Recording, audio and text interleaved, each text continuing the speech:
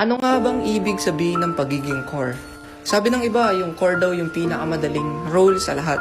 Kasi pa-farm-farm lang daw, walang iniintindi, tapos pagala-gala lang daw sa mapa. Pero sasabihin ko sa'yo ang malungkot na katotohanan kapag core user ka. Tama, pa-farm-farm lang, pagala-gala sa mapa. Pero hindi mo nararamdaman yung pressure na nararamdaman ng isang core. Lalo na kapag merong team fight sa isang objectives, na kapag hindi mo siya na-retry, sa'yo lahat isisisi. Yung tipong kapag hindi mo nadala yung game sa game na to, bobo na yung tingin sa'yo. Yung tipong kapag hindi mo nadalawan yung isang sideline, sa'yo lahat isisisi.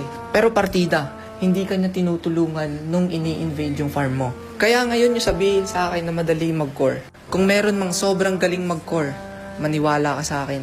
Lahat ng trash talk inabot niyan, lahat ng sisi pinagdaanan niyan bago siya maging magaling at nasanay sa ganong kultura. Kaya wag mong sasabihin na madali lang mag-core, please lang, lalo na kapag Angela lang yung alam mo. Tanginang Angela yan, ka-lightning tranchot. Kaya sa mga nagbabalak mag-core dyan, isipin mo muna kung kaya mo saluhin lahat ng trash talk bago ka lumipat ng road.